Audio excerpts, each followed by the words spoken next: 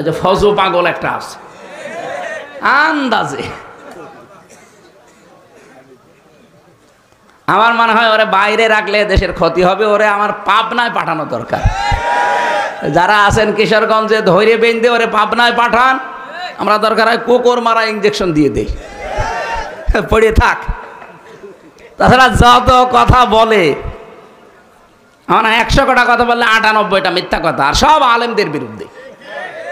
ওর কি জন্মই হয়েছে আলেমদের বিরোধিতা করার জন্য নাকি?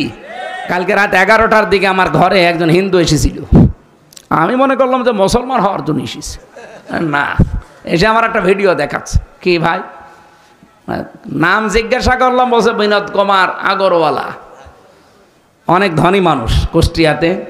তো কি জন্য এসেছেন? ওর নাম শুনে আমি এবার বুঝলাম যে ও আমার ধর্মের না অন্য ধর্মের। আমার বলছে হুজুর আমি মুসলমান হওয়ার জন্য আসিনি, আমি একটা ভিডিও দেখাতে চাই। সেদিন যে হিন্দু বৌদ্ধ খ্রিস্টান এদের সাথে একটা আলোচনা ছিল, সেখানে বলেছিলাম যে ইসলাম যদি দেশে আসে তাহলে আমরা যেভাবে নিরাপত্তায় আছি, নিরাপদে আছি, ওনারা অনেকগুলো কথা আমাকে শোনালো যে আমরা এই ঝামেলায় আছে এই 15 বছরে সংখ্যালঘু হওয়ার কারণে। অভয় দিয়েছিলাম যদি ইসলাম দেশে আসে একবার শুধু, আমরা যেভাবে নিরাপত্তায় আছি আমাদের চাইতে কমপক্ষে 10 গুণ বেশি নিরাপত্তায় থাকবেন। আমির এই জামাত ঘোষণা দেয় নিয়ে দেশে মসজিদ যদি পাহারা দেওয়া না লাগে, মন্দিরও পাহারা দেওয়া লাগবে না? বলেন বলেন। ওনাকে অভয় বাণী দিয়েছিলাম যে এই দেশে জামাত ইসলামের ঘোষণা, 300 এমপি তারা ঘোষণা দিয়েছে, যদি এমপি পাশ করে তারা আপনাদের ভোট নিয়ে আল্লাহর রহমতে 100 টাকা নিয়ে এমপি হলে 5 বছরে 1 টাকাও বাড়বে না, আর যারা যা আছে কমে যাবে। ওনার নাকি এই কথাটা খুব বেশি ভালো লেগেছে, আমার ভিডিও দেখাচ্ছে। আমার ভিডিও না দেখে আপনি একটু মুসলমান হলে ভালো হয় না? আরে দেশে আমি সারা বাংলাদেশ তো ঘুরছি, আমি দেখতে পাচ্ছি যে জোয়ার এবার উঠেছে। আমার মনে হয় এই জোয়ারে এবার ইসলামকে সংসদ পর্যন্ত নিয়ে যেতে পারে। আর একবার যদি নিয়ে যায় না, কিয়ামত পর্যন্ত ইসলামকে দেশ আর কেউ নিতে পারবে না, সে যত বড় ষড়যন্ত্র করুক না কেন। আমরা এবার একটু দেখানোর সুযোগ পেয়েছি, দল মত নির্বিশেষে ইসলাম যারা মানে। আগে একটা কথা ছিল যে 2 জন ইংরেজি শিক্ষিত মানুষ এক জায়গায় থাকতে পারলে টুপিওয়ালা 2 জন এক জায়গায় থাকতে পারে না, কিন্তু এটা ভুল প্রমাণ হয়েছে। এবার সব টুপিওয়ালা প্রায় এক জায়গায় এসে গেছে, কয়েকটা ছিঁড়া ছোটা বাদ দিয়ে। ওগুলো হুজুর না, ওগুলো খেজুর, ওগুলো ওলামা লীগের মতো, বালাম বিন বাওরার মতো, ফরিদ উদ্দিন মাসুদের মতো। ওগুলো আলেম বললে গোনা হবে, আলেম নামে ওগুলো জালেম। আউযু বিল্লাহি মিনাশ শাইতানির রাজিম। বিসমিল্লাহির রহমানির রহিম।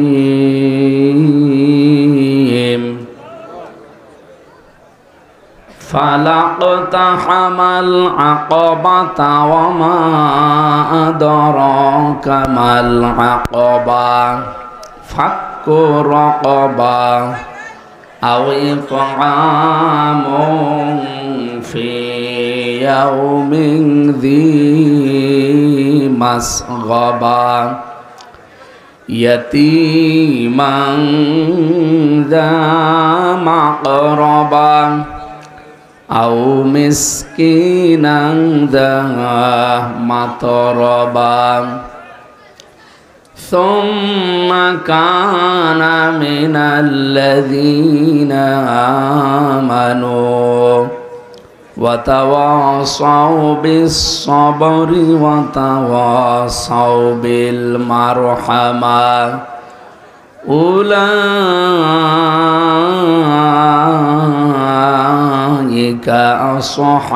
আসহাবুল মাইমানা। সাদাকতা ইয়া রাব্বানা। আন আবি হুরায়রা রাদিয়াল্লাহু তাআলা আনহু قال قال النبي صلى الله عليه وسلم خير الناس من ينفع الناس إلى آخر الحديث رواه الترمذي وما زادهم إلا إيمانا وتسليما اللهم صل على محمد ওয়া আলিহি ওয়া সাহবিহি ওয়া বারিক ওয়া সাল্লিম। আলহামদুলিল্লাহ। তাই মনে করেন না কেন, আমি এই তো 3-4 দিন হয়ে গেল এসেছি দেশে। মসজিদে নববীতে ইমাম সাহেব যিনি খুতবা দিচ্ছিলেন গত জমার দিন, ওনার শেষ কথা ছিল এলেমের যে মর্যাদা তার উপরে। তিনি একটা হাদিস পড়লেন, বাংলাটা এভাবে মানে আসে, উনি তো আর বাংলায় বলেননি, আরবিতে বলছিলেন। আমার আশপাশে অন্তত অনেকগুলো দেশের মানুষ দেখলাম তারা কাঁদতেছে। হাদিসটা ছিল এই, তৈরি করতে না পারে এ কথাটা জীবনেও তার না, এ কথাটা অবশ্যই দাদাদের শিখিয়ে দেওয়া কথা। কারণ আমরা তো তার বাবার জীবনী পড়েছি, তার বাবা সারা জীবন ছিল সাম্রাজ্যবাদী, এই ভারতের আগ্রাসন বিরোধী। আপনি শহীদ জিয়াউর রহমানের পুরা জীবনী পড়ে দেখেন, সারা জীবন তিনি ভারত বিরোধী ছিল, ভারত তার ভয়ে কেঁপেছে। অথচ তাদের আদর্শ নিয়ে আজ যারা রাজনীতি করছে তাদের মুখে আলেমদের বিপক্ষে এই কথাগুলো এখন বের হচ্ছে। এই জন্য আমরা জানি এই কথাগুলো আসলে তাদের না, তারা উন্মাদ হয়ে গেছে, পাগল হয়ে গেছে।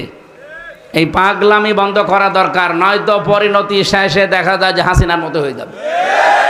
আপনারা মাজলুম, আমরাও মাজলুম, আপনাদেরকে আমরা ভালোবাসি, সতর্ক করলাম, এরপরে আপনার মনে যা লাগে তাই করেন।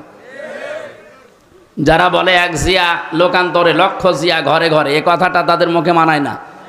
কারণ জিয়াউর রহমানের সারা জীবনী পড়েন, আমি নিজে পড়ে দেখেছি, কোনোদিন তিনি চাঁদাবাজি করেননি, পাথর দিয়ে মানুষ খুন করেননি। তাহলে আপনি করছেন, অবশ্যই আপনি জিয়ার রাজনীতি করেন না, অন্য কিছু আপনি ঢুকিয়েছেন। আরাফাতের ময়দানের পাশে মসজিদে নামিরা আছে। 16 সালে একবার দেখলাম ইমাম সাহেব খুতবা দিচ্ছে আরবিতে, আমাদের দেশের শহীদ রাষ্ট্রপতি জিয়াউর রহমানের নাম নিয়ে দোয়া করছিল। উনি ওখানে নিম গাছ লাগিয়েছে, যেটাকে এখন জিয়া গাছ বলা হয়। ওনার নামে প্রায় 1-1.5 মিনিট দোয়া করলো, শহীদ জিয়াউর রহমান এই নাম নিয়ে। কি গো, হঠাৎ আরবি বলতে বলতে বাংলা বলছে? বাংলা মানে এইটা, ওই আরবি নামটা বাংলা নাম আরবির ভেতরে উনি চালিয়েছে। পরবর্তীতে দোয়া খেয়াল করে দেখি ওনার জন্য মাফ চায়, ওনার সম্মান বৃদ্ধি করার জন্য আল্লাহর কাছে বলছে আরাফাতের ময়দানে খুতবায়, হজের খুতবায়। কারণ কি, আরাফাতে লক্ষ লক্ষ মানুষের মাথার উপরে এই যে ছায়া দেওয়ার জন্যে বাংলাদেশ থেকে প্লেনে করে মাটি আর নিম গাছ নিয়ে লাগিয়েছে, এই জন্য জিয়া ট্রি বলা হয়। তারা মানুষের মাথার উপরে এই মরুভূমিতে যত রকমের উত্তাপ আছে, তাপ বন্ধ করার জন্য ছায়ার ব্যবস্থা করেছে, তাদের জন্য দোয়া হয়। আর আপনি তার নাম নিয়ে রাজনীতি করে, তার আদর্শের সৈনিক দাবি করে মানুষের মাথার ছায়া আরো কেড়ে নিচ্ছেন। ভোলার একটা ঘটনা আজকে পড়ে আমি অলরেডি কেঁদে ফেলেছি। একজনের কাছে চাঁদা চেয়েছে, দিতে চাইনি, শেষে তাকে ধরে বেঁধে রেখে 8-9 জন মিলে তার স্ত্রীকে অলরেডি ধর্ষণ করেছে। একটা কথা হলো, এখন তো বিভিন্ন মানুষ যে ভ্যান আলা, আজকে রিক্সা, আমি সকালে একটা অনুষ্ঠানে ছিলাম, এক রিক্সা চালক বলছে যে আগেই ছাতা ভালো ছিলাম। আমার একটা গল্প মনে পড়ছে, কাফন চুরি করতো একটা লোক, কবরে মাটি দিলেই সকালবেলা আর কাফন পাওয়া যায় না, উলঙ্গ করে কাফন নিয়ে চলে আসে, বিক্রি করে দেয়। সারা এলাকায় এত বদনাম এই লোকটার জন্য নামই পড়ে গেছে কাফন চোর। চিন্তা করছে আমি মরে গেলে তো আমার যে গালি গালাজ দেবে, এটা তো বন্ধ করা দরকার। ওর ছেলেকে বলছে, দেখো আমি যখন মারা যাব আমার এই নামটা যেন অন্তত কেউ উল্টা পাল্টা না ডাকে, এমন কাজ করবা যেন আমার নাম অন্তত মানুষ ভালো বলে। চিন্তা করছে আমার বাবার নাম ভালো বলবে, বাবার মতো কাজ তো আমি করিনি। ওর বাবা তো কাফন চুরি করতো, লাশ ফেলে রাখতো, আর ও এখন শুধু কাফন চুরি করে না, কাফন চুরি করে আর লাশ গাছের সাথে টাঙিয়ে ভেতরে বাঁশ দেয়। এই দৃশ্য দেখে এলাকার মানুষ বলছে যে কি, এদের বাবাই ভালো ছিল, অন্তত বাবা শুধু কাফন চুরি করে নিয়ে আসতো, লাশ তো কবরে থাকতো। আর এ কি আরম্ভ করেছে, শুধু কাফন চুরি করে না, লাশ ঝুলিয়ে রাখে গাছের সাথে, আবার পেছনে বাঁশ দিয়ে রাখে। এর বাবাই ভালো ছিল। আমার তো মনে হচ্ছে 15.5 বছর যে জুলুম অত্যাচার নির্যাতন হয়েছে, এক বছরে অনেকে তা ছাড়িয়ে চলে গেছে। এই জন্য ভ্যান চালক এখন বলছে যে ছাতা আগেই ভালো ছিল। এ কথা যেন আর সামনে না বলতে পারে, এ বিষয়ে সতর্ক হওয়া দরকার না? বৃষ্টি খুব জোরে চলে আসলো নাকি? যারা মানুষকে মানুষের গোলাম বানাতে চায়, মানুষের দাস বানাতে চায়, তারা জীবনও সফল হতে পারবেন না। চর্মচকে হবে, হয়তো মনে হবে যে আমি সফল হচ্ছে। কোরআন বলছে না, যারা মানুষকে মানুষের দাসত্ব থেকে মুক্ত করতে চায়, চেষ্টা করে, তারা সফল হবে। এই হিসাবে তালিকা করলে আমি এখন দেখতে পাচ্ছি, আমি একেবারে সরাসরি বলছি, বাংলাদেশ জামাত ইসলামী এইটা চাই। হাদিস পড়ছিলাম আজকে আসার সময়, হযরত ইবনে ওমর থেকে বর্ণিত, ফাত্তাবিউস সিয়াদাল আযম ইলা আখিরিল হাদিস, রাহু তিরমিজি।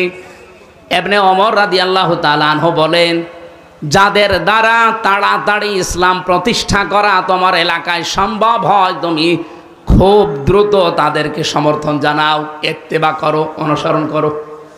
বাংলাদেশে 73টা দলের ভেতরে আপনি বলেন তো, এই মুহূর্তে দেশ ছেড়ে দিলে ইউনিয়ন থেকে সংসদ পর্যন্ত, আন্তর্জাতিক মহল পর্যন্ত চালাতে পারে এই দেশে যত দল আছে, আমার দৃষ্টিতে আমি দেখেছি জামাত ইসলামী। আপনার কাছে যাই মনে হোক, এটা আমি পেয়েছি। ইউনিয়ন থেকে আন্তর্জাতিক মহল পর্যন্ত প্রত্যেকটা জায়গা, হ্যাঁ অন্যান্য দলও পারবে, কিন্তু এরা আমি নিজে মিশে দেখলাম যে পারছে এবং পারার কথা। যদিও এখনো পর্যন্ত এদের সব কিছু হাতের আয়ত্তে এখনো দেওয়া হয়নি, এখনো দিগন্ত টিভি খুলে দেওয়া হয়নি, এখনো ইসলামিক টিভি খুলে দেওয়া হয়নি। এই কথা বলেন না কেন? অথচ আমরা দেখলাম 1 বছর 1 মাসের ভেতরে সময় টিভি ঠিক চলছে, শুধু হাত বদল হয়েছে। 71 টিভি ঠিক চলছে, কিন্তু হাত বদল হয়েছে। ডিবিসি ঠিক চলছে, হাত বদল হয়েছে। আর টিভি ঠিক চলছে, হাত বদল হয়েছে। এগুলো যদি সব হাত বদল হয়ে চলতে পারে, দিগন্ত টেলিভিশন, ইসলামিক টেলিভিশন কি হয়েছে? এগুলো চলতে পারে না। মিডিয়া এত শক্তিশালী আপনি জানেন, একটা মিথ্যা কথা 10 বার বললে অনেকে সত্য মনে করে, আর ওরা ওই সমস্ত টিভি চ্যানেল দিয়ে একটা মিথ্যা কথাকে 100 বার প্রচার করে, এ দেশের মানুষ মনে করে না এটাই সত্য। আমরা জোর দাবি জানাচ্ছি, যারা দায়িত্বে আছেন, আমরা দিগন্ত এবং ইসলামিক টিভি খুব তাড়াতাড়ি সম্প্রসারণ চাই। হ্যাঁ, এটা চান না? ওয়াউদ্দু লাহুম মাস্তাতাতুম মিন কুওয়াতি ওয়া মির রিবাতিল খায়ল। হে নবী, এই পৃথিবীতে ইসলাম ধ্বংস করার জন্য ওরা যেটা কাজে লাগায়, ওটা উল্টিয়ে ইসলামের পক্ষে কাজে লাগাবেন। আজ পৃথিবীতে সবচাইতে বেশি ইসলামের বিপক্ষে কাজ করছে এই মিডিয়া। এই কথা বলেন না কেন? আপনি দেখছেন না, একটা মিথ্যা কথাকে 10 বার প্রচার করে, মানুষ মনে করে না এ সত্য হলেও হতে পারে। আমাকে 3 বছর আটকিয়ে রাখার পেছনে এই মিডিয়ার কারসাজি ছিল। ওরা উল্টা পাল্টা করে কাটছাট করে 1.5 ঘন্টা 2 ঘন্টার আলোচনা 2-3 মিনিট 1.5 মিনিট ছেড়ে দেয়। আগের কথা নেই, পরের কথা নেই, আমার রিমান্ডে শুধু ওইটাই শুনিয়েছে। এখানে পেশাব করিবেন, না করিলে 50 টাকা জরিমানা। মানে কমা দেওয়ার কথা, আর ওরা দেয় কোথায়? এই জন্য মিডিয়ায় যারা কাজ করছেন তাদের আরো অ্যাক্টিভ হওয়া লাগবে, কারণ এটা ইবাদত। আপনাকে এই ক্যামেরা ভিডিও আপনাকে জাহান্নামে নিয়ে যাবে, এইটাই আপনাকে জান্নাতে নিয়ে যাবে যদি আপনি ওই মানের কাজ করেন। কথা বলেন। নুন আল কলামি ওয়া মা ইয়াসতুরুন। আল্লাহ বলেন কলমের কসম, এটা একটা কলম। এটা কলম না? কলম দিয়ে লেখকরা যা লেখে, ওই লিখিত জিনিসের আল্লাহ কসম দিয়েছেন। সুতরাং উল্টা পাল্টা লিখে যাবেন মানুষের বিরুদ্ধে। সাত গায়ে জারিয়া যেমন আছে, গোনায়ে জারিয়াও আছে। অনেকে খালি সাত গায়ে জারিয়া শুনে পেয়ে আনন্দে থাকে, তো সাত গায়ে জারিয়া। আরে ভাই, গোনায়ে জারিয়া আছে, ওইটা আপনার কোন বাবা নেবে? এ বাংলাদেশে বহু মানুষ সাত গায়ে জারিয়া না করে আজ অনেকে গোনায়ে জারিয়া করে যাচ্ছে। এমন এমন কথা লিখে যায় একটা মানুষের, একটা দলের বিপক্ষে, যেই কাজ যেই কথা ওই লোকটা ওই দলের ভেতরে নেই। আন্দাজে আপনি এগুলো ছড়িয়ে যদি কালার করার চেষ্টা করেন, আপনি হয়তো মরে যাবেন আর 50 বছর পর, কিন্তু আপনার এই মিথ্যা লিখিত বই, মিথ্যা লিখিত পত্রিকা এ কি মরে যাবে? যতদিন থাকবে টিকে, আপনার কবরে ফ্ল্যাক্সি লোড হয়ে এগুলো সব এই গোনাগুলো যেতে থাকবে। আপনি হয়তো মারা যাওয়ার সময় 50 মন গোনা নিয়ে মরে গিয়েছিলেন, কিয়ামতে যখন উঠবেন আপনার আমল নামায় দেখবেন 50,000 মন গোমা জমা হয়ে আছে। এরকম পাগল দেশে নেই? ওই যে ফজু পাগল একটা আছে আন্দাজে। আমার মনে হয় ওরে বাইরে রাখলে দেশের ক্ষতি হবে, ওরে আমার পাবনায় পাঠানো দরকার। যারা আছেন কিশোরগঞ্জে ধৈর্য বেঁধে ওরে পাবনায় পাঠান, আমরা দরকার হয় কুকুর মারা ইঞ্জেকশন দিয়ে দেই, পড়ে থাক। তাছাড়া যত কথা বলে, আমার 100 কটা কথা বললে 98টা মিথ্যা কথা, আর সব আলেমদের বিরুদ্ধে। ওর কি জন্মই হয়েছে আলেমদের বিরোধিতা করার জন্য নাকি? এই জন্য আমাদের উচিত মানুষকে, যারা মানুষের দাসত্ব থেকে মুক্ত করে আল্লাহর দাস বানাতে চায়, আপনি সেই দলে যোগ দেন যাদের দ্বারা তাড়াতাড়ি ইসলাম কায়েম করার সম্ভাবনা বেশি। সেই দলে আসেন, আপনি সফল হতে পারবেন। এই আয়াত আর এই হাদিস আমি এখন বানালাম। বলেন বলেন।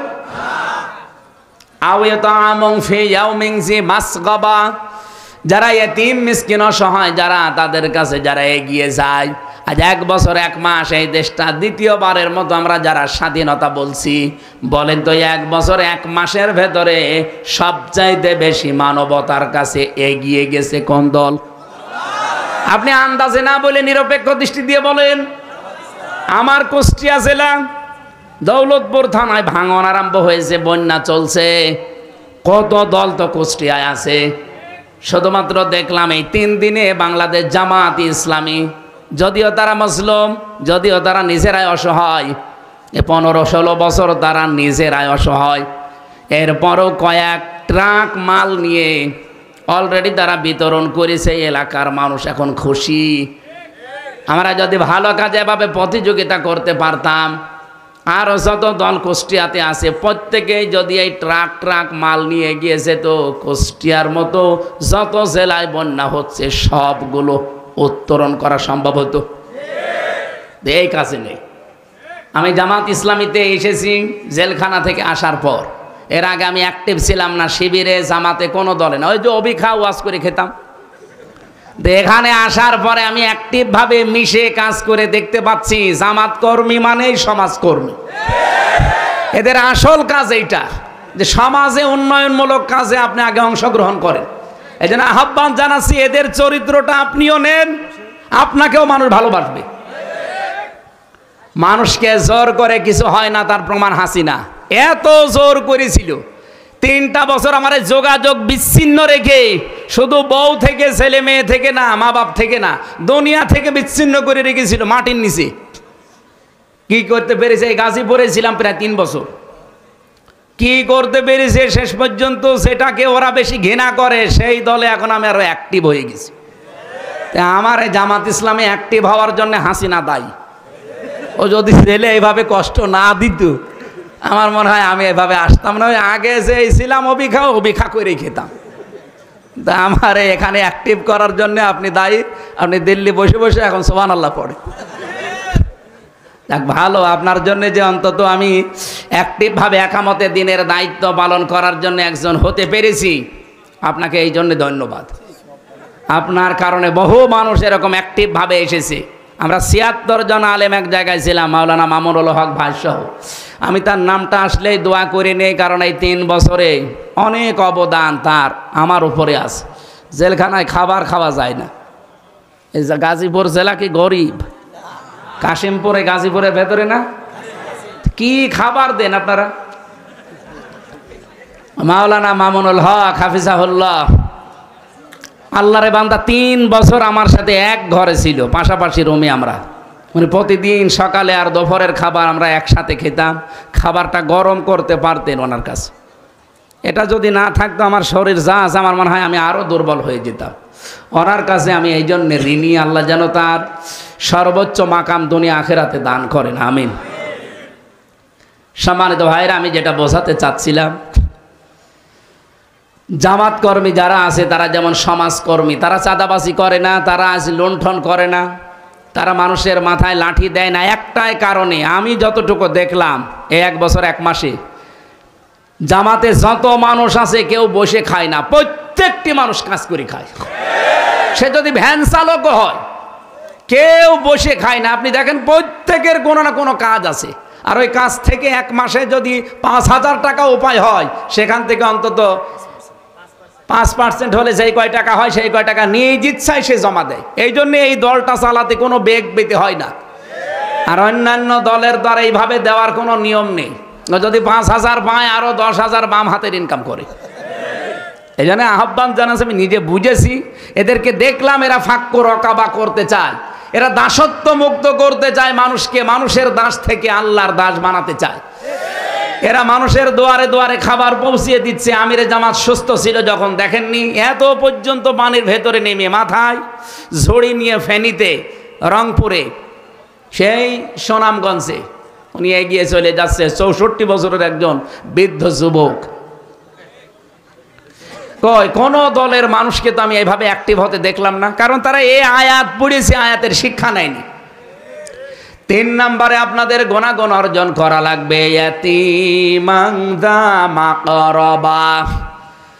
এখানে শব্দের দিকে খেয়াল করেছেন, ইয়াতীমান যা মাকরাবা, নিকট আত্মীয়র ভেতরে যারা ইয়েতিম, অসহায়, এই মানুষগুলোর দায়িত্ব নেওয়া লাগবে, খোঁজ খবর নেওয়া লাগবে। আমরা অনেকেই চাই মন থেকে, এটা বললে যদিও মা বোনেরা আমাকে খারাপ বলে, আমি তাও বলছি, অধিকাংশ পরিবারে আজ আমরা আমাদের নিজের নিকট আত্মীয় যারা যারা একটু দুর্বল অসহায়, তাদের হকগুলো আদায় করতে পারি না, শুধু আমার বউর কারণে। আমার বউ না, অন্যের বউ।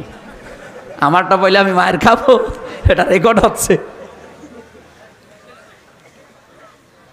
সম্মানিত মা বোনেরা, আপনারা যেখানে যেখানে বসে আছেন, রেকর্ড শুনতেছেন, কি করবেন আপনি? নাই 200 বছর হায়াত পেলেন, আপনার স্বামীর যে সম্পদ হচ্ছে আরো 10 গুণ বৃদ্ধি হইল। আপনি আরামে খেলেন, সন্তান জন্ম দিলেন, পেশাব পায়খানা করে শেষ করে কবরে চলে গেলেন, কি হবে বলেন? খাদিজাতুল কুবরা রাদিয়াল্লাহু তাআলা আনহা, উনি নবীজি নবুয়ত পেয়ে যখন আসলেন, যে 5টা সার্টিফিকেট দিয়েছিলেন, আপনি দিতে পারেন না। আপনি দিতে পারেন না কারণ আপনার কারণেই যে স্বামীগুলো আমরা আছি এই কাজগুলো করতে পারি না। খাদিজাতুল কুবরা ওই সময় বলেছিলেন, আবুল কাসেম, কাল্লা ওয়াল্লাহি লা ইয়াখজিকাল্লাহু আবাদান ইন্নাকা লা তাসিলুর রহিমা। হে আবুল কাসেম, কখনোই কোন জিন ভূত পরি আপনাকে ভয় দেখাতে পারে না, কারণ আপনি নিকট আত্মীয় যারা, রক্তের সম্পর্ক যারা, তাদের সাথে সম্পর্ক ঠিক রাখেন। তাহলে মানুষের ভেতরে ভয় দূর করার জন্য, আজ অনেকে জিনের ভয়, ভূতের ভয় পায়, এ ভয় দূর করার জন্য মাস্ট বি নিকট আত্মীয় স্বজনের খোঁজ খবর রাখা লাগবে। হাদিস হচ্ছে, নবীজি বলেন, কোন স্ত্রী যদি চায় যে আমার স্বামী আরো বেশি দিন বেঁচে থাক, আমার স্বামীর হায়াত, সম্পদ, ইজ্জত, দুনিয়ার মর্যাদা আরো বেড়ে যাক, ওই স্ত্রীর উচিত তার স্বামীকে যেন মাঝে মাঝেই বলে, স্বামী যা করো অন্তত নিকট আত্মীয় স্বজন, রক্তের সম্পর্ক সাথে সাথে সাথে আছে, এগুলো আরো দৃঢ় করো। আপনি নিজের মন থেকে বলেন তো, এরকম স্ত্রী এখন কম না বেশি? কম। অধিকাংশ স্ত্রী চাই না আমি আমার ভাইয়ের হকগুলো আদায় করি, আমার বোনের হকগুলো আদায় করি, আমার ফুফু, আমার চাচা, এগুলোর হক আমি আদায় করি, পুঙ্খানুপুঙ্খানু ওরা চাই না। আপনার সাহায্য না পেলে এগুলো আমি 100 ভাগ পারবো না। শেষে দেখা যাচ্ছে আস্তে আস্তে আমি মানসিক রোগী হয়ে যাব। আজ বহু মানুষকে দেখি তার স্ত্রীকে বাদ দিয়ে দেয় শুধু এই একটা মাত্র কারণে। স্ত্রী নিজের দিকে খুব ভালো টানে, নিজের মা বাবা, নিজের ভাই, নিজের বোন, ওইগুলো আসলে স্বামীকে দিয়ে পাগল হয়ে যায়। আর স্বামীর পক্ষ থেকে কেউ আসলে ওর মনই পাওয়া যায় না। এরকম বউ আছে কার? হাত তোলেন তো, তোলেন।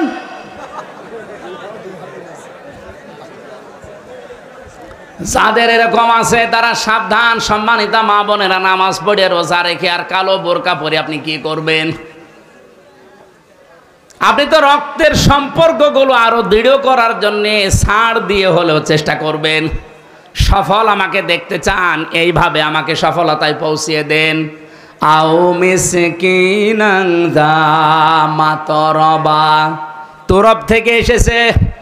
তুরব মানে ধোলা মলিন, ধোলা বালি।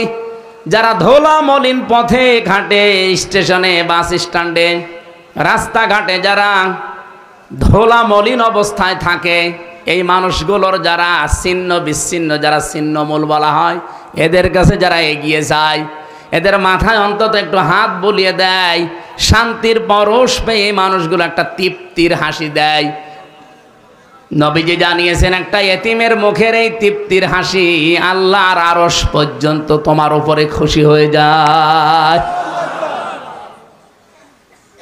আপনি 20 তলা বিল্ডিং বানিয়েছেন, সেই রকম বিউটিফাই করে জাঁকজমক বর্ণ একবারে একত পাথর দিয়ে, বিভিন্ন মার্বেল পাথর নিয়ে এসে কাবায় যে পাথর সাজানো আছে ওই পাথর দিয়ে আপনি বানিয়েছেন। এই 20 তলা বিল্ডিং এর মূল্য আল্লাহর কাছে যত না বেশি, একটা ছিন্নমূল ধলাবালি মলিন অবস্থায় যারা বিভিন্ন জায়গায় আছে, এরকম অসহায় মানুষের পাশে যদি কেউ ছুটে যায় আর তাকে যদি হাসি দেখতে পাওয়ার জন্য চেষ্টা চালায়, ওই লোকটার প্রতি আল্লাহর আরশ পর্যন্ত খুশি হয়ে যায়। বলেন তো, এই কর্মসূচিটা বাংলাদেশে 73টা দল আজ কাজ করছে। আমি তো নিজে দেখতে পাচ্ছি কারা নিয়েছে। যারা নিয়েছে কান খাড়া করে শোনেন, কোরআন হাতে নিয়ে বলছি আপনারা সফল হবেন, আল্লাহর কসম আপনারা সফল হবেন। যারা মানুষকে ধোলা মলিন এই অসহায় ছিন্নমূল মানুষের কাছে আজ এগিয়ে যাচ্ছেন। কমিশন বানাতে দিয়েছিল সরকার নারীদেরকে। আমার তো চেহারা দেখে মনে হচ্ছিল না যে এরা নারী। নারী কমিশনে যে কয়েকজন ছিল আপনি তাকিয়ে দেখেছে নাকি মহিলা না পুরুষ বোঝা যায়।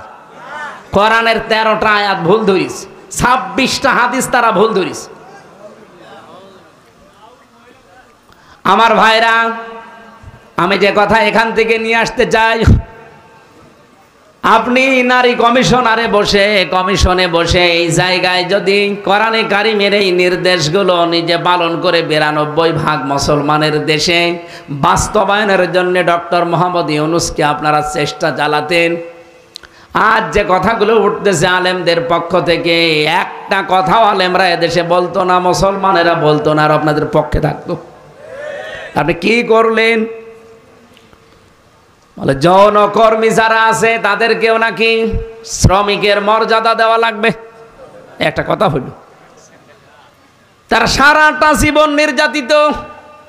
যৌনকর্মী যারা আছে, আমি একটা সাক্ষাৎকার পেয়েছিলাম এই গোয়ালন্দ ঘাটের। এই মেয়েটা দুর্ভাগ্যের কারণে সেখানে যে পড়েছে, কি নির্যাতন তার উপরে 8 বছর চলছে। এক দিন 8, 10, 15, 20 জন করে তার ইউজ করে, ব্যবহার করে, কিন্তু কাঙ্ক্ষিত মানের টাকা পয়সা তার দেয় না। তার তো এমনিতেই কষ্ট, আরও বিভিন্ন মেডিকেলের যে সমস্ত বিষয়গুলো আছে ওগুলো নিচে নামলাম না, সবগুলো থেকে তারা আপনি কষ্ট দিচ্ছেন, বঞ্চিত করছেন। তার একটা পেশা হলো, আর আপনি তাকে শ্রমের মর্যাদা দেওয়ার জন্য উঠে পড়ে লেগেছেন। আমার মনে হয় তাদেরকে শ্রমের মর্যাদা না দিয়ে আপনি নিজে ওই শ্রমের মর্যাদা নেন।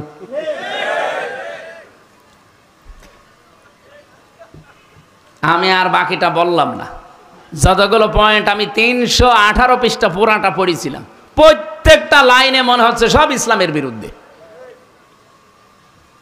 এই জন্য ধোলা মলিন যারা, যে সমস্ত অসহায় ছিন্নমূল মানুষ, আমাদের কাজ হবে এখন থেকে যে যে জায়গায় আছি এখান থেকে এদের কাছে এগিয়ে যাওয়া। সুম্মা কানা মিনাল্লাযীনা আমানু ওয়া তাওয়াসাউ বিস-সাবরি ওয়া তাওয়াসাউ বিল মারহামা।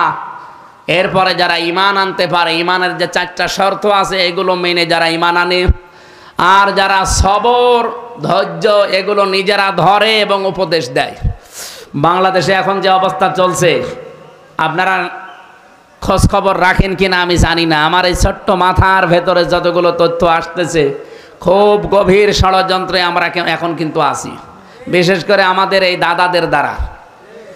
ওরা চাচ্ছে যে কোনো কায়দা এখানে একটা হট্টগোল বাঁধিয়ে আন্তর্জাতিক মহলের কাছে দেখাতে চায় যে দেশটা জঙ্গি রাষ্ট্র, এই দেশে টপিওয়ালাদের কাজ কারবার বেড়ে যাচ্ছে। আমরা এই জন্য খুব সতর্কতার সাথে পা ফেলতে চাই। কেউ যদি পায়ে পা দিয়ে ঝগড়া করতে চায়, দোলা ভাই বলে অন্তত ফিরে আসা দরকার এখন। অথবা সবরি, সবর ধৈর্যের সর্ব উৎকৃষ্ট প্রমাণ এখন দিতে হবে।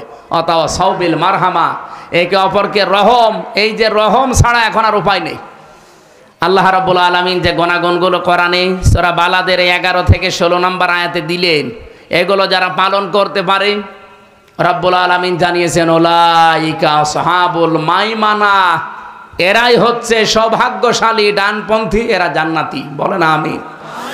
হাদিস পড়েছিলাম খায়রুন নাস মাইয়ানফাউন নাস, উত্তম মানুষ ওইটা যার দ্বারা মানুষের উপকার হচ্ছে এবং হবে। নবীজি ইয়াংফাউ দিয়েছেন, এটা মোজারে, বর্তমান ভবিষ্যৎ, প্রেজেন্ট ফিউচার।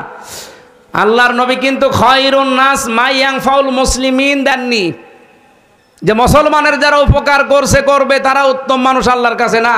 নাস আছে, হিন্দু বৌদ্ধ খ্রিস্টান মুসলমান যেই হোক, মানুষ যারা তাদের উপকার করবেন, তাদেরকে নিরাপত্তায় থাকার ব্যবস্থা করবেন, আপনি আল্লাহর কাছে উত্তম মানুষ। কালকে রাত 11টার দিকে আমার ঘরে একজন হিন্দু এসেছিল, আমি মনে করলাম যে মুসলমান হওয়ার জন্য এসেছে, না, এসে আমার একটা ভিডিও দেখাচ্ছে। কি ভাই নাম জিজ্ঞাসা করলাম, বলছে বিনোদ কুমার আগরওয়ালা, অনেক ধনী মানুষ কুষ্টিয়াতে। তো কি জন্য এসেছেন?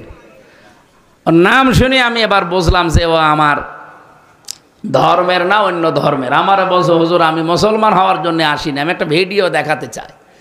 সেদিন যে হিন্দু বৌদ্ধ খ্রিস্টান এদের সাথে একটা আলোচনা ছিল, সেখানে বলেছিলাম যে ইসলাম যদি দেশে আসে তাহলে আমরা যেভাবে নিরাপত্তায় আছি, নিরাপদে আছি, ওনারা অনেকগুলো কথা আমাকে শোনালো যে আমরা এই ঝামেলায় আছে এই 15 বছরে সংখ্যালঘু হওয়ার কারণে। অভয় দিয়েছিলাম যদি ইসলাম দেশে আসে একবার, শুধু আমরা যেভাবে নিরাপত্তায় আছি আমাদের চাইতে কমপক্ষে 10 গুণ বেশি নিরাপত্তায় থাকবেন। আমির এই জামাত ঘোষণা দেয়নি দেশে মসজিদ যদি পাহারা দেওয়া না লাগে, মন্দিরও পাহারা দেওয়া লাগবে না? বলেন বলেন। ওনাকে অভয় বাণী দিয়েছিলাম যে এই দেশে জামাত ইসলামের ঘোষণা, 300 এমপি তারা ঘোষণা দিয়েছে, যদি এমপি পাশ করে তারা আপনাদের ভোট নিয়ে আল্লাহর রহমতে 100 টাকা নিয়ে এমপি হলে 5 বছরে 1 টাকাও বাড়বে না, আর যারা যা আছে কমে যাবে। ওনার নাকি এই কথাটা খুব বেশি ভালো লেগেছে, আমার ভিডিও দেখাচ্ছে। আমার ভিডিও না দেখে আপনি একটু মুসলমান হলে ভালো হয় না? তা আমরা শুধু মুখে বলা আমির জামাতের ঘোষণা শেষ করেই না, আমরা এটা কাজে দেখাতে চাই। আর দেশে আমি সারা বাংলাদেশ তো ঘুরছি, আমি দেখতে পাচ্ছি যে জোয়ার এবার উঠেছে।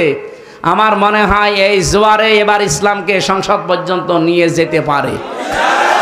আর একবার যদি নিয়ে যায় না, কিয়ামত পর্যন্ত ইসকে দেশ আর কেউ নিতে পারবে না, সে যত বড় ষড়যন্ত্র করুক না কেন।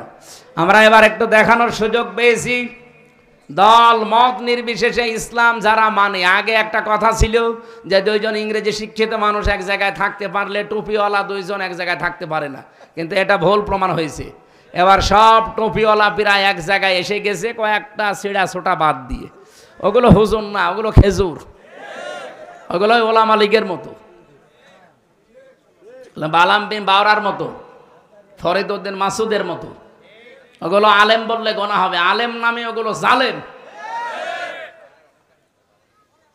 এই জন্যে দেখতেছি এখন সব যেহেতু এক হয়ে গেছে অলরেডি। মাওলানা মামুনুল হক মাঝে মাঝে খাবার খাওয়ার সময় আমারে বলতো, হামজা কি ভাবতাম বাইরে, আরে ভেতরে এসে কি দেখছি।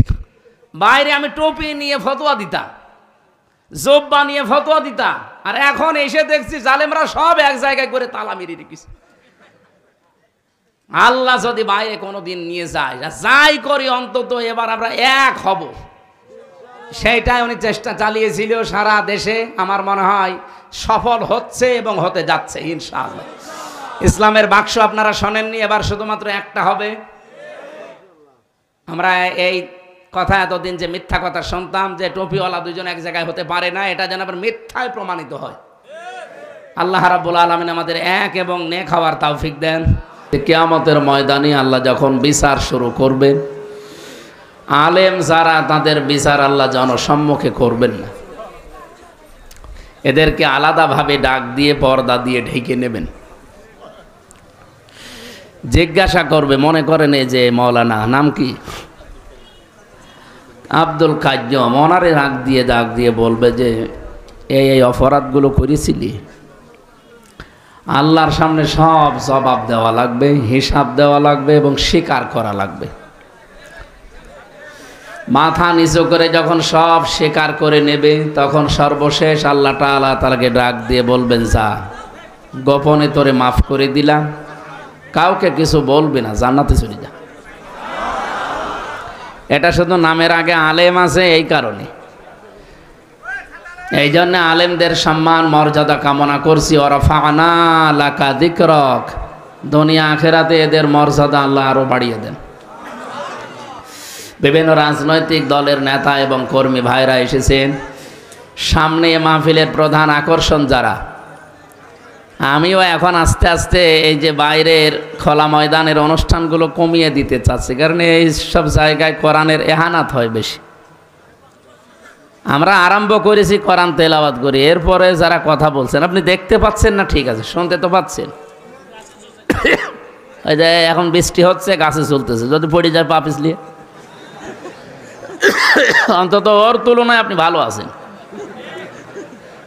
এই জন্য দুনিয়ার হিসাবে সবসময় নিচের দিকে তাকাতে হয়, যে ও গাছে আছে, আমি অন্তত দাঁড়ানোর জায়গা তো পেয়েছি।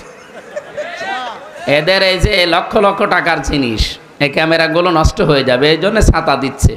আপনারা ছাতা না দিলে যদি হয় তাহলে বন্ধ করেন। এখন আপনারা একটা জিনিস রক্ষা করতে গিয়ে যে এত মানুষের জিনিস রক্ষা করবো কি করে? ডক্টর মিজানুর রহমান আজহারি ভাই এই যে ময়দানের আলোচনাগুলো গটিয়েছেন এই কারণে, কারণ উনি এই যে 11-12 বছর দেশের বাইরে লেখাপড়া সহ আরও জালেমদের কারণে ছিলেন, আপনারা জানেন। তো উনি এগুলো করতে চান না এই গ্যাঞ্জামের কারণে। আমার সাথে মাঝে মাঝে এই কথা হয় এই কথাগুলো নিয়ে, যে আপনি যেভাবে সারা দেশ দৌড়া, আমার দ্বারা সম্ভব হয় না শুধু এই মানুষের গ্যাঞ্জাম। এই জন্য উনি ইনডোরগুলো নেন, অডিটোরিয়ামের ভেতরে কোনো আওয়াজ নেই, আগে মোবাইলগুলো সব বলেন অফ করে ফেলেন, এ কথা বলে না। নিস্তব্ধ পরিবেশ না হলে একটা কথা বোঝানো যায় না। এটা যেহেতু একটা ক্লাস চলছে, আর এই ক্লাসে যারা ছাত্র বসে আছে, এই ছাত্র ছাত্রী তো আর সব এক মাপের না। আমরা 1 থেকে মাস্টার্স পর্যন্ত যারা ক্লাস করেছি, যে ক্লাসে পড়ি, প্রত্যেক ক্লাসে ওই মাপের ছাত্র আছে। এই জন্য বিশ্ববিদ্যালয়ে যারা ক্লাস নিত দেখতাম 82 জন আমরা ছেলে মেয়ে ছিলাম। স্যার লেকচার দিলে 45 মিনিট কখন যে চলে যায় আমরা টের পাইনি, কারণ সব এক মাপের। আর এখানে যারা বসে আছে কি সব এক মাপের? এখানে এমন মানুষ আছে ইশারা দিলে বোঝে, এমন মানুষ আছে একবার বললে বোঝে, এমন মানুষ আছে 7 বার বললে বোঝে, আর এমনও মানুষ আছে ওরে পিটালো লাগবে তাও বোঝে না। তো এইরকম ছাত্র ছাত্রী নিয়ে আমরা এখন 45 মিনিটে একটা ক্লাস করতে চাচ্ছি। থাকবেন তো ইনশাল্লাহ, যদি বৃষ্টি না আসে। আর বৃষ্টি এসে গেলে আমরা শেষ করে দেবো ইনশাল্লাহ। দল মত জাতি বর্ণ ধর্ম নির্বিশেষে আজকের এই অনুষ্ঠান, যেহেতু এই দেশে সবাই আমরা আছি। কয়েকদিন আগে সিঙ্গাপুরে ছিলাম, সেখানে 100 জনের মাত্র 5 জন মুসলমান আর 95 জন অমুসলিম। মালয়েশিয়াতে 100 জনের 61% মুসলমান, বাকিগুলো সব অমুসলিম। আমরা যারা এখানে বসে আছি, এই দেশে যারা বসবাস করি, আমাদের 100 জনের 92 জন আমরা মুসলমান। বলেন সুবহানাল্লাহ। অন্যান্য জাতির ভাইরা যারা আছেন তাদেরকে কোরআনে কারিম শোনার জন্যে, বোঝার জন্যে, এর কাছে আসার জন্যে আহ্বান জানাচ্ছে। কয়েকদিন আগে যশোরের কলেজের এক অধ্যাপক, উনি BCS ক্যাডার, হিন্দু বেটা ওনা হিন্দু ভদ্রলোক, উনি এসে মানে মুসলমান হবে না কিন্তু কোরআন শরীফ জানতে চায়। আমি বললাম যে স্যার, আপনার মুসলমান হওয়ার দরকার নেই, আপনি শুধু কোরআন শরীফ আমাদের ধর্মীয় গ্রন্থ একটু বুঝে বুঝে পড়বেন। আপনি 2-3 মাস সময় নেন, 2-3-4 মাস যত সময় লাগে একটু বুঝে বুঝে পড়বেন। আপনি যদি আরবি না পড়েন, বাংলায় পড়েন, ইংরেজিতে পড়েন, যে ভাষায় পারেন একটু বুঝে পড়বেন। মুসলমান হওয়ার আপনার আগে আমার দরকার নেই। উনি 3 মাস পরে দেখি নিজের থেকে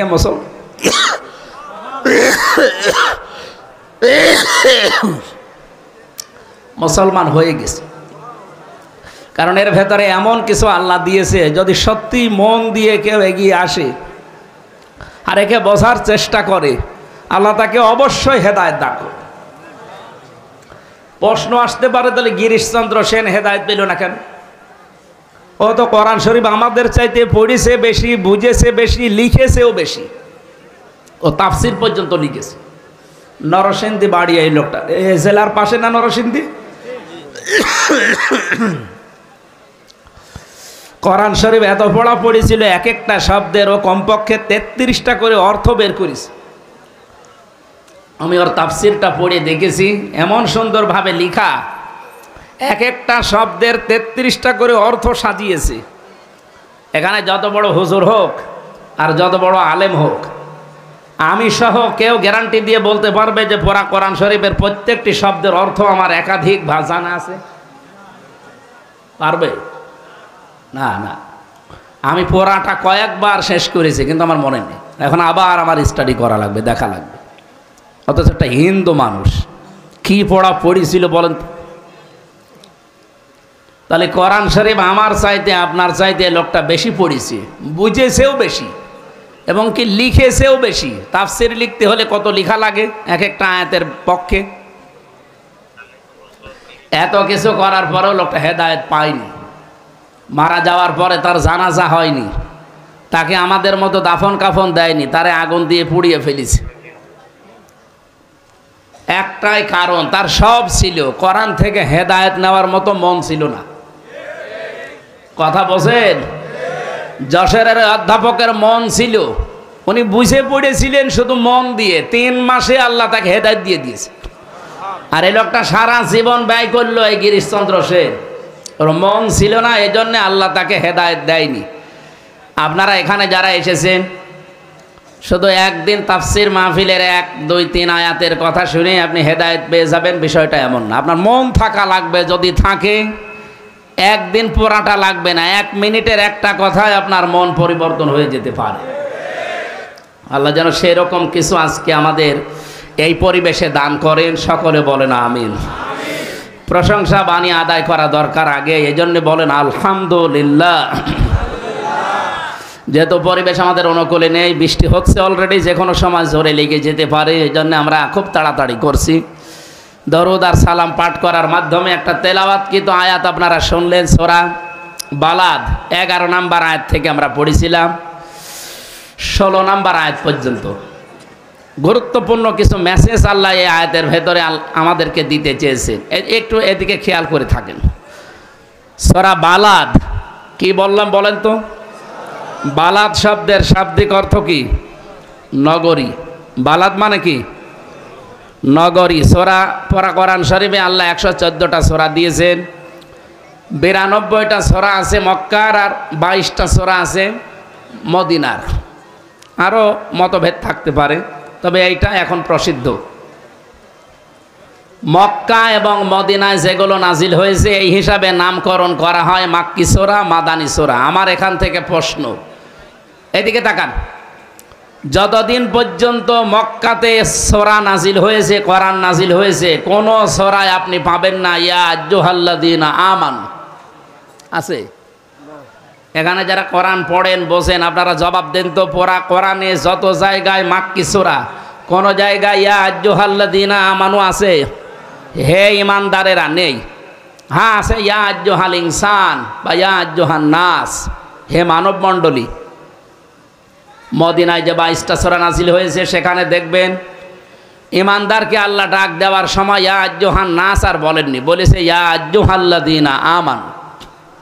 আমি কথা যেহেতু অল্প সময় বলবো, গুরুত্বপূর্ণ কিছু পয়েন্ট আসবে, আপনারা মনে রাখবেন, আশা করছি সামনে কাজে লাগবে। মক্কায় বলেন তো নবীজি নিজে আছে, হযরতে আবু বকর সিদ্দিক রাদিয়াল্লাহু তাআলা আনহু আছে, হযরত ওমর আছে রিদওয়ানুল্লাহি তাআলা আলাইহিম আজমাইন, যারা সরাসরি জান্নাতের সার্টিফিকেটধারী মানুষ। এ মানুষগুলোর ঈমান ছিল না? জবাব দেন, ছিল না? আল্লাহ কেন ইয়া আইয়ুহাল্লাযীনা আমানু বললেন না? কারণ যতদিন নবীজি 13 বছর নবুয়ত পাওয়ার পরে মক্কায় ছিলেন, ওই সময়ের রাষ্ট্রের দায়িত্ব ছিল আবু জেহেল। কে ছিল? আরো জোরে বলেন। এই লোকটা যতদিন দায়িত্বে আছে ততদিন আল্লাহর বিধান দিয়েই তো দেশ চালিয়েছে নাকি? নবীজি ওখান থেকে মদিনায় গেলেন, রাষ্ট্র গঠন করলেন। 10 বছর এই কোরআন দিয়ে মদিনা চালিয়েছিলেন, রাষ্ট্র চালিয়েছিলেন। আল্লাহ রাব্বুল আলামিন মদিনাতে যতদিন কোরআন নাজিল করেছেন, কোন জায়গায় 89 জায়গায় আপনি পড়া কোরআনে পাবেন। কোন জায়গায় আর ইয়া আইয়ুহান নাস বললেন না, বললেন ইয়া আইয়ুহাল্লাযীনা আমানু, ও হে যারা ঈমানের দাবি করো তাদেরকে বলছি। আমার এই ছোট্ট মাথার ভেতরে এই চিন্তা এসেছে। আমি মদিনার লাইব্রেরিতে ছিলাম, অনেকক্ষণ ছিলাম, অনেকগুলো বিষয় নিয়ে আলোচনা করতে। আমার এক বন্ধু থাকে ওখানে মদিনা বিশ্ববিদ্যালয়ে, তার সাথে বসে এই যে 4 দিনের 3 দিনই তার সাথে চেষ্টা করলাম, দেখি কিছু নেওয়া যায় কিনা। এই বিষয়টা আমার মাথার ভেতরে এসেছে। যতদিন পর্যন্ত নবীজি নিজে সাহাবায়ে কেরামকে নিয়ে মক্কায় ছিলেন, ইয়া আইয়ুহাল্লাযীনা আমানু এটা ডাক শুনতে পারেননি। মদিনায় গিয়ে শুনেছিলেন একটাই মাত্র কারণ সেখানে রাষ্ট্রীয়ভাবে ইসলাম কায়েম হয়েছে, কোরআনের বিধান চলছে। বাংলাদেশে 54 বছর স্বাধীন হয়েছে। আপনি কোনো দিকে মন না দিয়ে এখান থেকে কিছু নেওয়ার চেষ্টা করেন। এই 54 বছরে আজ পর্যন্ত কোরআনের 500 আয়াত আছে, শরীয়তের বিধান একটাও চলেছে? চলছে। এই দেশে যদি আপনি যতই দরবেশ দাবি করেন, এখনো পূর্ণাঙ্গ ইমানদার আল্লাহর কাছে আপনি বিবেচিত হতে পারেননি। আপনি পূর্ণাঙ্গ ইমানদার হতে পারবেন যখন আপনার ব্যক্তিগত জীবন থেকে আন্তর্জাতিক জীবন পর্যন্ত কোরআন দিয়ে চলবে। আর এটা চালাবে ফেরেশতারা? হ্যাঁ, এই কথাটা এখন বলতে গেলে কিছু মানুষের রাগ হয়। এই 15.5 বছরে মসজিদের মেহরাব থেকে যখন কথা বলতাম জুলুমের বিরুদ্ধে, কিছু মানুষ বলতো একেবারে সাহসী হুজুর। এমনকি বিভিন্ন প্রশাসনের মানুষদের কাছ থেকেও প্রশংসা আসতো যে বিশাল সাহস, আর কোনো ভয় নেই।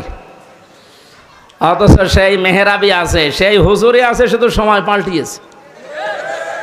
সেই কথাগুলো এখন জুলুমের বিরুদ্ধে, মানুষের অধিকারের পক্ষে, ন্যায়ের পক্ষে কথা বলতে গেলে কিছু মানুষ এখন দেখছে, বলছে যে এ মসজিদ কি রাজনীতি করার জায়গা?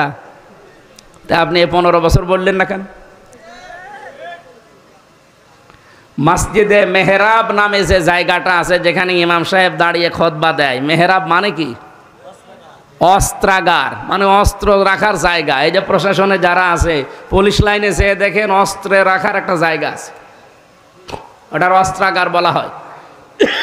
নবীজির মসজিদের ভেতরে এই জায়গাটা ছিল। আমি এবার 7 মিনিট সময় পেয়েছিলাম ওই জায়গায় নামাজ পড়ার জন্য, যেখানে মুয়াজ্জিন উপরে উঠে আজান দেয়, নিচে ওই জায়গাটা মনে হচ্ছে এখনো অস্ত্র রাখার জায়গায়। আপনি এই কথাগুলো এখন জুলুমের বিরুদ্ধে, শিরিকের বিরুদ্ধে, কুফরের বিরুদ্ধে, বেদাতের বিরুদ্ধে এই মসজিদের মেহরাব থেকে বললে আপনার কাছে রাজনীতি মনে হয়? আপনাকে তো আমার মনে হয় হাসিনা রোগে ধরেছে। ওটা রোগ। হাসিনা একটা কি, কলেরা যেমন রোগ, ওটা একটা রোগ। রোগ আল্লাহ বিদায় দিয়েছে। কয়েকদিন আগে খুব গালিগালাজ শুনছিলাম গোপালগঞ্জ নিয়ে। ম্যাডাম খালেদা জিয়া বলেছিল না যে গোপালই পাল্টিয়ে ফেলবো। আমারে সাংবাদিক বলছে যে আপনি কি চান? আমি বললাম যত গালিগালাজ হচ্ছে, অন্তত এই গালিগালাজ থেকে ওই জেলাকে বাঁচাতে হলে জেলাটা বিভিন্ন জেলায় ভাগ করে দিন। ওদিকে নড়াইল আছে, এদিকে ফরিদপুর আছে, মাদারীপুর আছে, কারণ ওদের 3টা আসন, খুব বড় জেলা না। এত গালিগালাজ না খেয়ে 3 আসন 3 জেলায় ভাগ করে দিন, তাহলে আর কেউ গালিও দেবে না, কারণ জেলায় নেই। এই শুনে আপনি ম্যাডাম খালেদা জিয়ার উপরে রাগ করেন না, আমার উপরে রাগ করেন কেন? আমি তো তাও বলেছি ভাগ করে দিতে, আর উনি তো বলেছে পাল্টিয়ে ফেলবো। তো উনি যদি থাকতো, এখন আছে, আর যদি সত্যি সামনে চেয়ার পায়, ও জেলার নাম রাখবে? গোপালগঞ্জ আমার মনে হয় গোলাপগঞ্জ বানিয়ে দেবে। আমি তো গোলাপগঞ্জ বানাতে চাইনি, আমি বলেছি সব ভাগ ভাগ করে দিয়ে নাম থাকবে না, মানুষ গালিও দেবে। আমি বাঁচাতে চাইলাম, আর আমারে এখন বাস দেয়, বলে এই জেলায় আসো করে আমরা দেখবো। কি দেখবে না? আপনারও যা আছে আমারও তাই আছে, কি দেখবে? সম্মানিত ভাইরা, আমরা যে কথা তুলেছিলাম সরায়ে বালাদ, এ মাক্কি সূরা, এটা মদিনায় যতদিন পর্যন্ত নবীজি ইসলাম কায়েম করতে না পেরেছেন, ইয়া আইয়ুহাল্লাযীনা আমানু শুনতে পারেননি। বাংলাদেশে ৫৪ বছরে আমরা যারা আছি মনে করছে শুধু 2 বেলা জিকির করে মসজিদে একটু সময় ব্যয় করে আমি জান্নাতে চলে যাব, না, জীবনেও পারবেন না। এই আয়াতগুলো তাহলে মিথ্যা হয়ে যাবে। যারা আলেম আছে তাদেরকে আরো অ্যাক্টিভ হওয়ার জন্য বলছে। সূরা বালাদের 11 নম্বর আয়াতে আল্লাহ পাক বলেন, ফালাকতা হামাল আকাবাতা ওয়া মা আদরাকা মাল আকাবা। হে নবী, এই মানুষগুলো কিন্তু গিরিপথ পাড়ি দিতে রাজি না। এই আয়াতের আগে দেখবেন 10 নম্বর আয়াতে আল্লাহর ঘোষণা ছিল, হাদাইনাহুন নাজদাইন, আমি ভালো আর মন্দ 2টা রাস্তা তাদেরকে বলে দিয়েছি। তার একটা রাস্তা গিরিপথ বললেন কেন? আকাবা মানে কঠিন পথ, গিরিপথ। যমুনা সেতুর এদিক থেকে ওদিকে পার হওয়ার জন্য একটা বিরাট ব্রিজ পার হওয়া লাগে, 5.5 কিলো 6 কিলোমিটার। আপনাকে যদি সত্যি দুনিয়ার এই জীবন থেকে জান্নাতের ওই জায়গায় যেতে হয়, মাস্ট বি একটা গিরিপথ পাড়ি দেওয়া লাগবে। বিশাল একটা সাঁকো ব্রিজ, সেতু যাই বলেন, এটা পার হওয়া লাগবে, নয়তো আপনি আল্লাহর বানানো যে বাগান জান্নাত যেতে পারবেন না। এ পর্যন্ত বলে আল্লাহ শেষ করে দেননি। রব্বুল আলামিন বলেন, হে নবী, আপনি কি জানেন এই গিরিপথ কি? ওমা আদরাকা মাল আকাবা, এই যে গিরিপথ, কঠিন পথ, এটা কি জানেন আপনি? আপনি কোনোদিন শুনেছেন এই আকাবার কোনো সম্পর্কে কিছু? এই আকাবা পার না হলে আপনি জান্নাতে যেতে পারবেন না। কত মানুষ দেখি বিভিন্ন সময় এসে বলে, হুজুর এমন ওয়াজ করবেন যেন এক ওয়াজ শুনে আমি জান্নাত চলে যেতে পারি। বলে হ্যাঁ, একটা ওয়াজ আছে।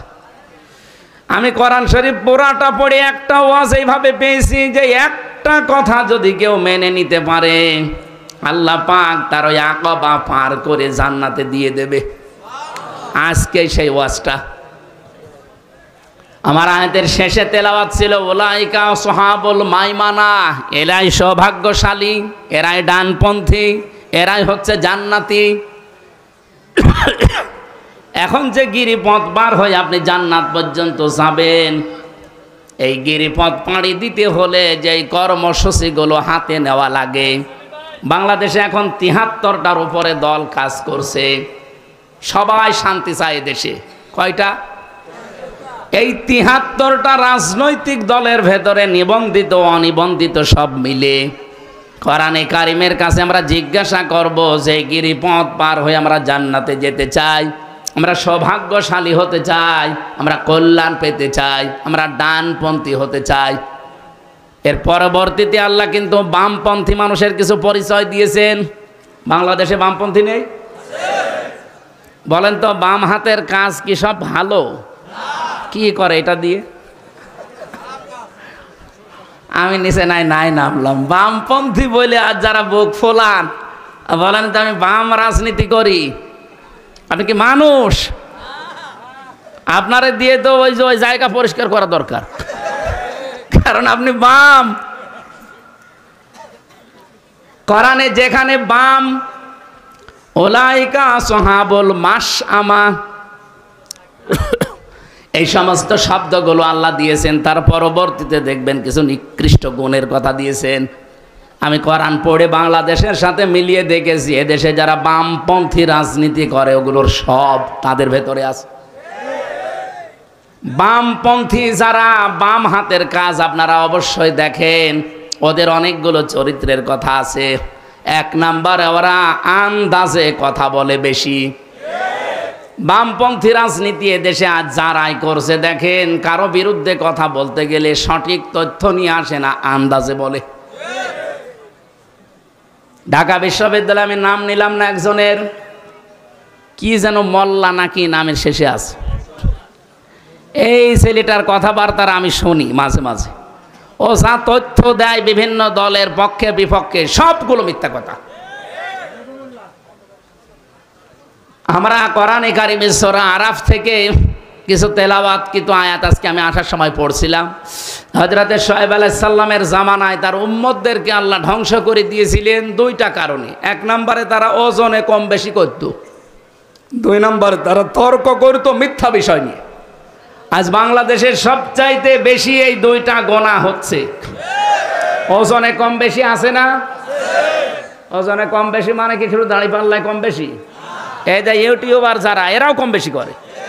আপনি দেখবেন আমি যা বলছি কাটছাট করে এর সাথে আরো কিছু রং সং দিয়ে আমার এমন কালার করবে, সে রাস্তায় বের হয় দুষ্কার হয়ে যাবে। আপনি যা পেয়েছেন ওইটা ডেলিভারি দেবেন, এর নাম হচ্ছে ওজন।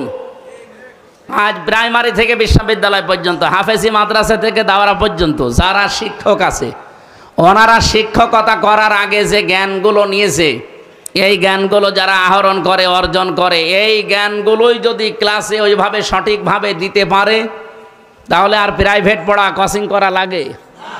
এখন আর লাগছে না। আল্লাহ তাআলা এই দিকে ইঙ্গিত দিয়েছে যে যেটা পেয়েছো ওইটা ওইভাবে যে নিতে চায় তাকে অর্পণ করো। ওয়াইলুল লিল মুতাফফিফিন আল্লাযীনা ইযা ইক্তালু আলান নাসি ইস্তাওফুন। ওই মানুষগুলোর জন্য আক্ষেপ, আফসোস, ধ্বংস হয়ে যা করা, যারা নেওয়ার সময় বেশি নেয়, দেওয়ার সময়। আর শিক্ষকদের দিকে আমি তাকিয়ে বলছি, এটা রেকর্ড হচ্ছে, যে যেখানে শিক্ষকতা করছেন, কেন প্রাইভেট পড়া লাগবে, কোচিং করা লাগবে আপনি থাকতে? আপনি তো নেওয়ার সময় ঠিক মতোই নিয়েছেন, দেওয়ার সময় ওইটা ঠিক মতো দিলে তো আমার ছেলে মেয়েদের প্রাইভেট পড়ানো লাগে, কোচিং করানো লাগে। আপনি তো শিক্ষক এমনি হননি, অবশ্যই এরকম জ্ঞান অর্জন করে শিক্ষক হয়েছেন। এই জন্য আশা করবো যারা শিক্ষক মন্ডলী আছেন, আমাদের মাথার তাজ, আপনারা যেন ধরা না খান, এই জন্যে বললাম। কারণ বহু মানুষ ধরা খাবে। বহু আলেম আমরা যারা স্টেজে এখন কথা বলছি, এই যে আমরা এখন অবিখায় আছি। অবিখা মানে কি? ওয়াজের বিনিময়ে খাদ্য। সরকারের একটা বাজেট আছে না মাঝে মাঝে, কি যেন কাবিখা, কাজের বিনিময়ে খাদ্য।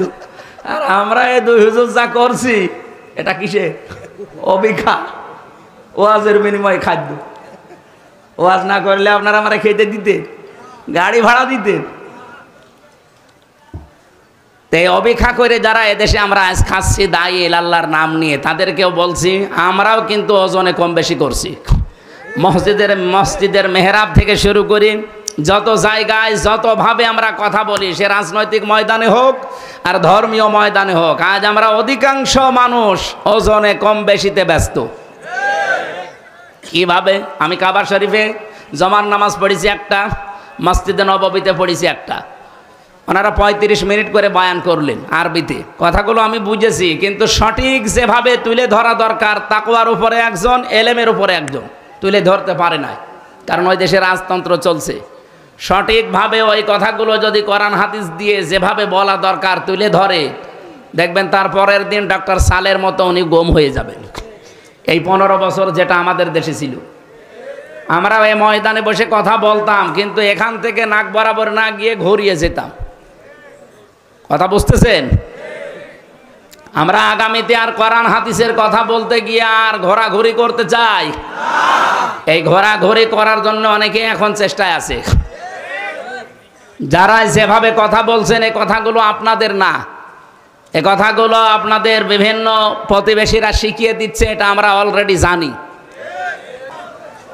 আমার ভাইরা, আমরা যে কোরআনে কারিম থেকে কথা শোনার জন্য বসেছিলাম, এখানে মেন কথা ছিল আমরা বিশাল গিরিপথ, এটা পার হয়ে আল্লাহর বানানো জান্নাতে যেতে চাই। এর 1 নম্বরে কর্মসূচি আল্লাহ দিয়েছেন ফাক্কু রাকাবা, দাস মুক্তি করার জন্য আপনাকে কাজ করা লাগবে। আও ইউতআমুন ফি ইয়াউমিন যী মাসগাবা, মিসকিন যারা, অসহায় যারা, এই মানুষগুলোর খাবারের ব্যবস্থা করা লাগবে, ছুটে যাওয়া লাগবে অসহায় মানুষের কাছে। অবাংলার মুসলমানেরা, এটা যেহেতু রেকর্ড হয়, সারা বাংলাদেশ ছড়িয়ে যাচ্ছে, আমি নিরপেক্ষ দৃষ্টি নিয়ে বলছি। আপনি বলেন, এই যে কর্মসূচিগুলো বলছি, 1 নম্বরে তারা দাসত্ব মুক্তির জন্য কাজ করবে। মানুষের ঘাড়ে যাদের শৃঙ্খলা পরানো আছে, শৃঙ্খলা মুক্ত করার চেষ্টা চালাবে। আয়াতের তাফসির হয় 2টা। 1 নম্বরে বন্দি মুক্তিকরণ। আমার আজকে 5টা অনুষ্ঠান চলছে এটা নিয়ে, 5টা। সে সকাল 7টা থেকে আরম্ভ হয়েছে, এই 12টা 10 বাজে এখন। আমি এমনি রাতের খাবার খাইনি, এরপরে আমার আরও কিছু কাজ বাকি আছে, আমি আর টানতে পারছি না। কালকে সারাদিন ঝিনাইদহে সারাদিন ব্যাপী অনুষ্ঠান আছে। আবার আসলে পরিবেশ আমাদের অনুকূলে থাকলে আবার কথা বলবো ইনশাআল্লাহ। আল্লাহুম্মা আমিন। লা ইলাহা ইল্লা আনতা সুবহানাক ইন্নী কুনতু মিনাজ জালিমিন। রব্বুল আলামিন, আলেমদের মর্যাদা সম্পর্কে যে কথা প্রথমে বলেছিলাম, আলেমদেরকে নাকি তুমি কিয়ামতের দিন আলাদাভাবে পর্দা দিয়ে ঢেকে বিচার করবে, জনসম্মুখে বিচার করবে না। আজ আমরা যারা এখানে আলেম বসে আছি, আমাদের এলেমের যে হক আমরা আজ অনেকে আদায় করতে পারি না। কিয়ামতের দিন আমাদের অপমানের কাতারে দাঁড় করিও না। গোপনে আল্লাহ চাদর দিয়ে ঢেকে গোপনেই তুমি আমাদেরকে তোমার গাফফার নামের খাতিরে মাফ করে দিও। আজকের এই বিশাল আয়োজনে যারা শ্রম দিয়েছে, টাকা দিয়েছে, সময় দিয়েছে, যে যেইভাবে কোরআন শুনতে এগিয়ে এসেছে এই বৃষ্টির ভেতরে, এই বৃষ্টিমুখর দিনেও যাদেরকে আটকাতে পারে নাই, এদেরকে জান্নাতের জন্য কবুল করে নাও। আমার কণ্ঠটা তুমি কোরআনের জন্য ভিক্ষা দাও। আমাকে তুমি এমন এলেম দাও, এমন প্রচার মাধ্যম আমাকে দান করো, সহজ সরল ভাষায় মানুষের কাছে কথা বলতে পারি, সেই তৌফিক ভিক্ষা দাও। রব্বুল আলামিন, মেয়েরা যারা বসে আছে পর্দার আড়ালে, এদেরকে খাদিজার মতো, আয়েশার মতো বানিয়ে দাও। শয়তানের খপ্পর থেকে এদেরকে বাঁচাও। বড় আশা নিয়ে হাত তুলেছি, চরম চোখে দেখতে চাই বাংলাদেশটা ইসলাম দিয়ে চলছে। জেলখানায় 3টা বছরই আমি মাঝে মাঝেই দোয়া করতাম, আল্লাহ কিছু যদি জীবনে না দাও, চর্ম চোখে দেখার সুযোগ করে দিও যে তোমার কালাম দিয়ে এই দেশটা চলছে। আমাদের দোয়াগুলো তুমি কবুল করো।